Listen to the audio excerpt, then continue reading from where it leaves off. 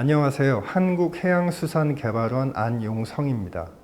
오늘은 크고 작은 배들이 각종 화물과 승객을 싣고 드나들고 이들이 실어온 화물들을 모아서 정리하기도 하고 크고 작은 트럭, 기차들이 이러한 화물들을 또 다른 곳으로 싣고 가는 이런 수많은 활동들이 이루어지는 항만, 특히 이러한 항만의 탄소 중립, 미세먼지에 대한 이야기, 그리고 최신 기술인 IoT, 클라우드, AI 등의 기술을 활용해서 항만의 온실가스나 미세먼지 배출을 줄이는 동시에 이러한 활동들을 최적화할 수 있는 디지털 트윈 기술에 대해서 이야기해 보려 합니다. 여러분, 요즘 뉴스나 각종 미디어에서 기후변화, 탄소 중립 같은 단어들을 많이 접해보셨을 겁니다. 우선 탄소 중립이라는 개념을 이해하기 위해서 지구의 온난화, 이로 인한 기후변화에 대한 이야기를 하려고 합니다. 여러분, 온실 효과에 대해서 많이들 알고 계시죠? 혹시 온실 효과가 좋은 건가요? 나쁜 건가요? 많은 분들은 온실 효과가 지구의 온난화를 유발하는 주 요인으로 부정적인 의미로 기억을 하고 계실 겁니다. 결론부터 말씀드리면 온실 효과는 우리 지구의 평균 온도가 생명체가 살기에 적합한 수준에서 유지될 수 있도록 도와주는 매우 고마운 자연의 메커니즘입니다. 우리가 살고 있는 지구의 기후 시스템은 크게 대기권, 수권, 설빙권, 생물권, 직권 등으로 구성되어 있습니다. 기후 시스템 에너지의 대부분은 태양에서 공급됩니다. 태양으로부터 온 에너지는 시스템 내에서 여러 형태의 에너지로 변환, 사용되다가 최종적으로는 지구 장파 복사의 형태로 우주에 방출됩니다. 이때 대기 중의 온실가스는 태양으로부터 지구에 들어오는 짧은 파장의 태양 복사 에너지는 통과시키는 반면 지구로부터 나가려는 긴 파장의 복사 에너지는 흡수하게 됩니다. 이게 바로 온실 효과입니다. 그렇습니다. 온실 효과는 지구의 생명체들이 생존 가능한 환경을 만들어주는 자연스러운 작용 과정이라고 볼 수 있습니다. 그런데 대기 중에 온실가스 농도가 증가하게 되면 대기가 더 많은 지구 복사 에너지를 흡수하고 또 재방출하게 되어서 결과적으로 지구의 평균 온도가 상승하게 됩니다. 그래서 우리는 대기 중의 온실가스 농도가 일정 수준 이상 높아지지 않도록 노력해야 하는 것입니다. 보시는 첫 번째 그림은 1987년 9월 극지방의 빙하 지역을 촬영한 것입니다. 그런데 30년 후 같은 지역을 촬영한 두 번째 그림을 보면 그간 빙하가 깨지고 녹아서 해안선이 지속적으로 육지 쪽으로 이동하고 있는 것을 확인할 수 있습니다. 산업화 이후 대기 중 온실가스의 농도가 지속적으로 높아지면서 지구의 평균 온도가 높아지고 앞서 보신 그림에서와 같이 극지방의 빙하가 깨지고 녹아내리고 있습니다.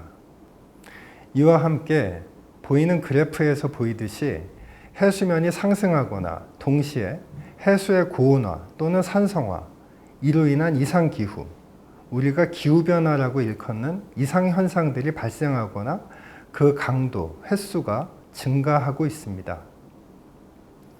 국제사회는 이러한 기후변화 문제의 심각성을 인식하고 이를 해결하기 위한 목표를 설정하였습니다.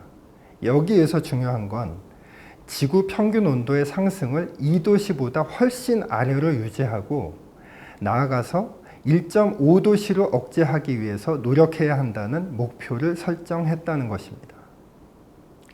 제48차 IPCC에서 승인된 보고서에 따르면 2100년까지 지구 평균 온도 상승폭을 1.5도씨 이내로 제한하기 위해서는 2030년까지 전 지구의 이산화탄소 배출량을 2010년 대비 최소 45% 이상 감축해야 하고 2050년경에는 탄소 중립을 달성해야 합니다. 드디어 여러분들이 뉴스나 미디어에서 많이 들어보셨던 탄소 중립이라는 개념이 나왔습니다. 탄소 중립은 인간 활동에 의한 온실가스 배출을 최대한 줄이고 또 남은 온실가스는 흡수하거나 제거함으로써 실질적인 배출량이 0이 되도록 하는 것입니다. 이는 배출과 흡수 등을 더하고 빼서 결과적으로 0이 되는 넷 제로라고도 할 수 있습니다. 자, 우리나라 역시 지구 온도 상승을 1.5도씨 이내로 억제하기 위해서 2050년까지 탄소 순 배출량이 0이 되는 탄소 중립 사회로의 전환을 서두르고 있습니다. 경제 구조를 저탄소화하고 이를 위한 기술적, 제도적 기반을 강화하고 있습니다. 특히 전통적으로 고탄소 배출 기반의 산업 구조인 수송 분야에도 전기나 수소 같은 청정 에너지원을 사용하도록 하거나 효율성을 개선하여 에너지를 보다 적게 소비하도록 요구하고 있습니다. 항만 역시 같은 목표를 설정하고 이를 위해 항만 내 탄소 배출을 제로화하거나 수소 항만을 구축하는 등 탄소 중립 구현을 위해 구체적인 전략을 수립하고 이를 실현하기 위해서 노력하고 있습니다. 항만은 요즘 탄소 중립과 함께 또 다른 문제에 직면하고 있습니다. 네, 바로 대기 오염입니다. 여러분들은 뉴스에서 미세먼지를 주제로 하는 헤드라인을 많이 보고 듣고 계실 겁니다. 언제부터인가 우리의 생활에서 비가 올까 안 올까, 흐리려나 하는 것만큼이나 매우 중요한 정보로 자리 잡고 있습니다. 그런데 항만도 발전소나 공장, 자동차 같은 배출원만큼 배출 규모가 큰 것으로 나타나고 있습니다. 해외의 저명한 연구 저널은 부산항을 포함하는 아시아 세계 10대 컨테이너 항만들의 배출 규모가 전 세계 항만 배출량 중 20% 정도에 육박하는 것으로 보고하기도 하였습니다. 이런 이유로 항만 당국 역시 탄소 중립과 함께 항만 배출로 인한 대기 오염, 즉 대기 환경 관리를 최우선순위의 과제 중 하나로 설정하고 있습니다. 이에 우리 정부도 미세먼지 문제, 특히 항만의 배출로 인한 대기 오염 문제를 개선하기 위한 노력을 지속하고 있습니다. 저를 포함한 연구진은 정부와 항만 당국이 정책적으로 이렇게 많은 노력을 하고 있음에도 왜 더 나아지기보다는 더 나빠지거나 지지부진할까 하는 의문을 가지고 그 원인을 찾아 분석한 적이 있습니다. 그 이유 중 가장 근본적인 원인은 항만의 어떤 배출원이 언제 어디에서 어떤 물질들을 얼마나 배출하는지, 그렇게 배출된 물질은 어디까지 얼마나 날아가서 거기 살고 있는 나의 친구들이나 가족들을 어떻게 얼마나 아프게 하는지에 대한 정보가 없거나 있어도 정확하지 않다는 것이었습니다. 배출이나 이로 인한 오염, 영향에 대한 명확한 정보가 있을 때 문제를 올바르게 파악할 수 있고 또 그 문제에 알맞는 해결 방안을 적용할 수 있습니다.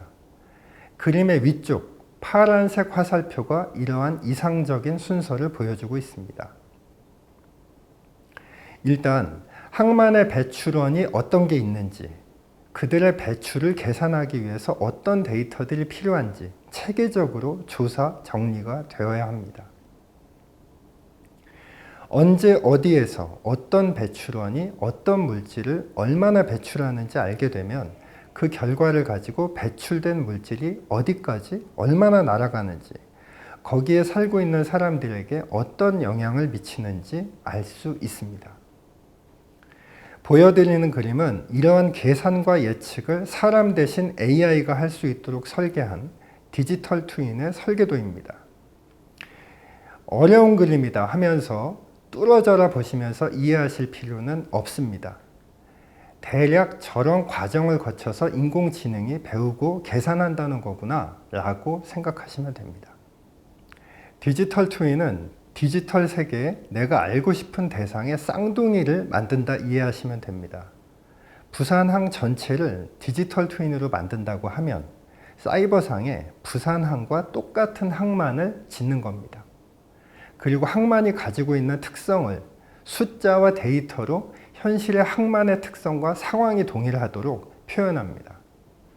이때 항만의 어떤 구성 요소가 어떤 활동을 하는지, 어떤 조건이 어떻게 바뀌는지 실시간으로 사이버상의 쌍둥이에게 반영하려면 실제 항만의 모든 구성 요소의 변화가 데이터의 형태로 사이버상의 쌍둥이에게 연결되고 반영되어야 합니다.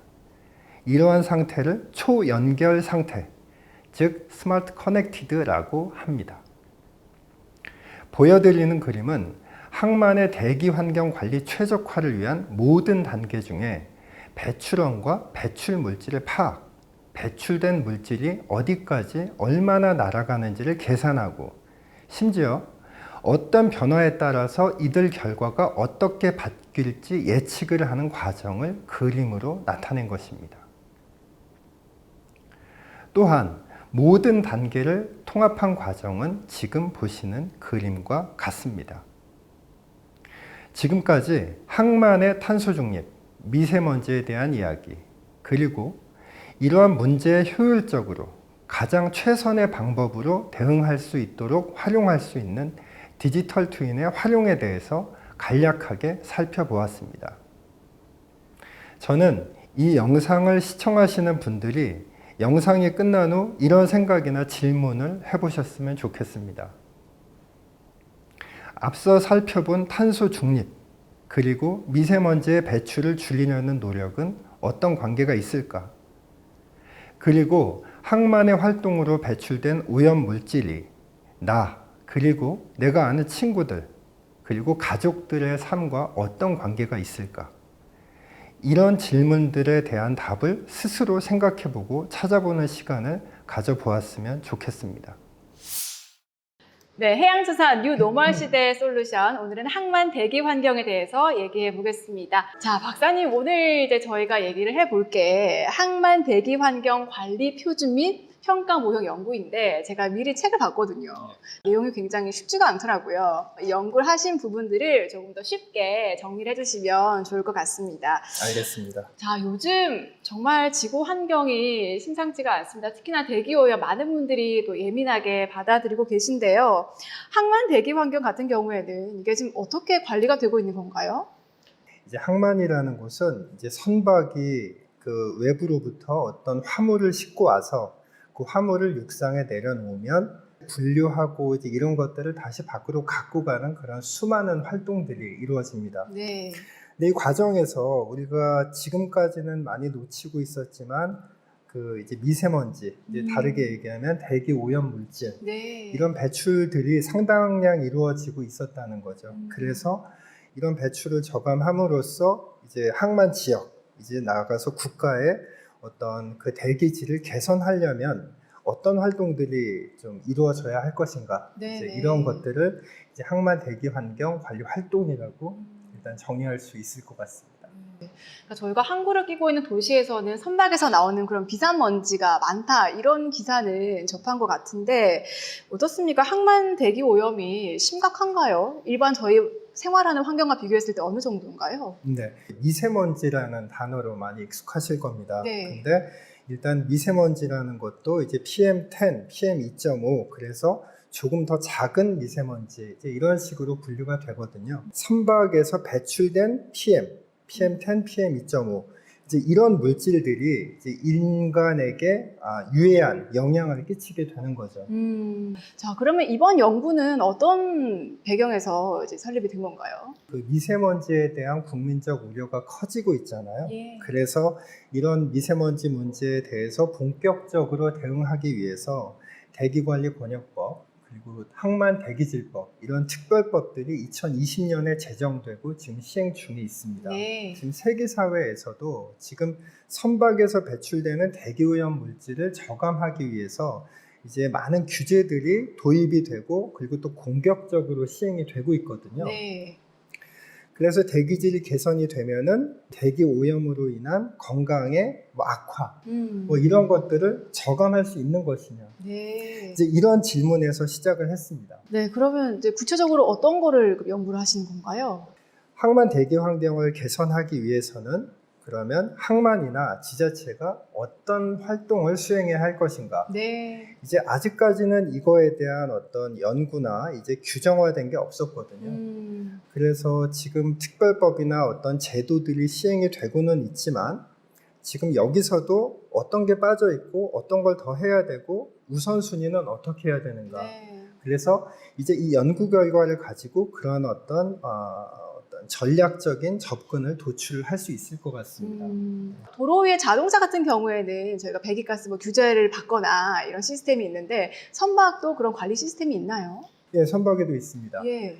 일단 선박도 그렇고 하역 장비도 그렇고 일단 기존 법상에서도 배출 관리 기준이 있었고 네. 근데 그 상태에서 그 특별법 등을 통해서 이 기준이 강화가 되었습니다. 그리고 이제 화물 트럭 같은 경우에는 아까 지금 질문에서 말씀하셨듯이 자동차에서 이미 규제를 하고 있습니다. 네. 화물 트럭은 자동차니까요. 예. 네. 그렇기 때문에 화물 트럭에도 같은 기준이 그리고 같은 규제가 적용이 됩니다. 그렇겠네요. 자, 그러면 항만 대기오염에 관해서 앞으로 좀 더 효과적으로 또 관리를 하고 규제하려면은 가장 시급한 게 어떤 걸까요? 일단 지금 관련 특별 법령들이 제정이 되고 시행이 되고 있는 상태에서 이제 그거를 이행해야 되는 그 이행 주체들, 즉 이제 항만 당국 네. 그리고 지방자치단체 이들이 이 활동을 어떻게 할 것인가 이제 이런 어떤 방법론이나 기준 예. 이제 이런 것들을 국가에서 통일된 방법론이나 이제 이런 어떤 매뉴얼을 제공을 해야 된다고 봅니다. 그리고 두 번째는 항만에서 어떤 물질이 얼만큼 나왔을 때 이게 어디까지 얼만큼 날아가서 이 날아간 물질이 여기 있는 수용체 이제 여기서 사람일 수도 있고 환경일 수도 있는데 이 수용체에 어떤 영향을 미치는가 이제 이런 어떤 자료들이 확보가 되어야지 네. 이걸 가지고 우리가 그러면은 문제가 뭐고 뭘 해야겠구나 이런 걸 판단을 할 수 있게 됩니다. 네. 지금은 이런 게 약간 미흡하다고 할 수 있죠.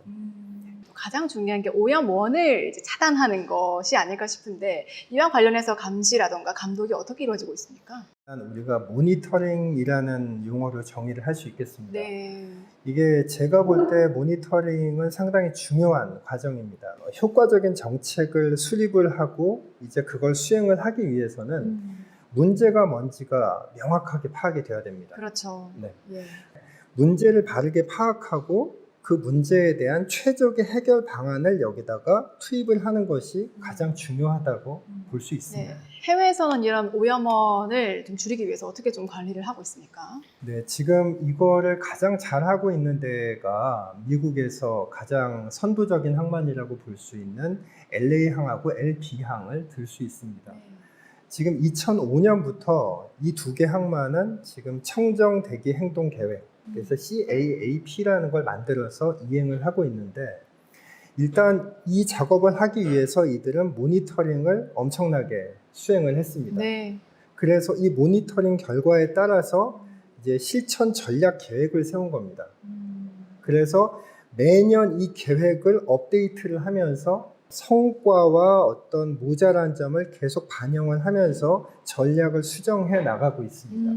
2007년부터 2008년 사이에 지금 그 대기오염 물질 배출이 굉장히 급하게 감소된 걸 볼 수 있거든요. 근데 이때 보면은 LA항하고 LB항이 클린 트럭 프로그램이라는 걸 시작을 했습니다. 예. 이들이 이걸 왜 했냐면 모니터링 결과에 따라 보니까 트럭에서 엄청 많이 나오는구나 이제 이런 사실을 알게 된 거예요. 네. 그렇기 때문에 그러면 트럭에 대한 배출 관리를 강화해야겠구나. 그거를 시작하면서 화물 트럭에서 나오는 배출량이 굉장히 급격하게 감소를 하게 된 거죠. 그리고 그 이후에는 또 보니까 하역 장비에서 또 많이 나오는구나. 네. 이걸 파악이 되니까 이제 CHE라고 하역 장비 배출 관리 프로그램을 시작을 했습니다. 네. 지금 아까 제가 말씀드렸던 2007년, 2008년 같은 경우에는 세계적인 파이낸셜 크라이시스였거든요. 네. 그렇기 때문에 물동량이 감소했기 때문에 배출량이 떨어진 거 아니냐라고 지적하실 수도 있지만 그렇겠네요. 예. 그 이후에는 물동량이 급증을 하는 와중에 배출량은 엄청나게 감소를 하는 모습을 확인할 수 있습니다. 예. 이렇게 봤을 때 여기서 모니터링의 중요성 그리고 전략적인 접근의 중요성을 확인할 수 있다고 저는 보고 있습니다. 이 평가 모형이 어떤 겁니까? 일단 우리가 생각할 때 지금 대기오염 문제가 심각하다고 해서 그리고 항만에서 배출이 많다고 해서 항만 활동을 하지 않을 수는 없습니다. 그렇죠.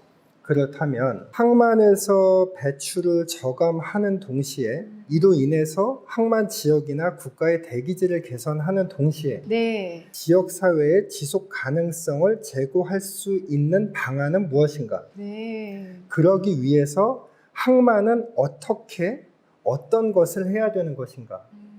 이제 이런 어떤 가이드라인을 만든 겁니다. 네. 저희들이 그냥 생각을 해서 만든 게 아니라 예. 지금 유럽과 중국의 전문가들을 대상으로 공동 연구를 수행을 해가지고 그들의 의견을 반영하고 우리가 이런 평가 모형을 만들었습니다. 자, 그럼 이렇게 연구의 결과가 나왔는데 이것을 현장에 바로 적용을 할 수 있는 건가요? 어떻게 좀 활용을 하실 계획인가요? 일단은 저희가 지금 이 시점에서 이 연구를 한 목적은 특별법들이 시행을 됐지만 항만이나 지방자치단체 이들이 지금 어떤 걸 해야 되는 것인가, 만약에 법에서 뭘 해야 된다고 했으면 이걸 하기 위해서 뭘 해야 되는 것인가, 네. 그럼 또 어떻게 해야 되는 것인가, 지금 이거에 대한 가이드라인을 저희들이 제공했다고 볼 수 있습니다.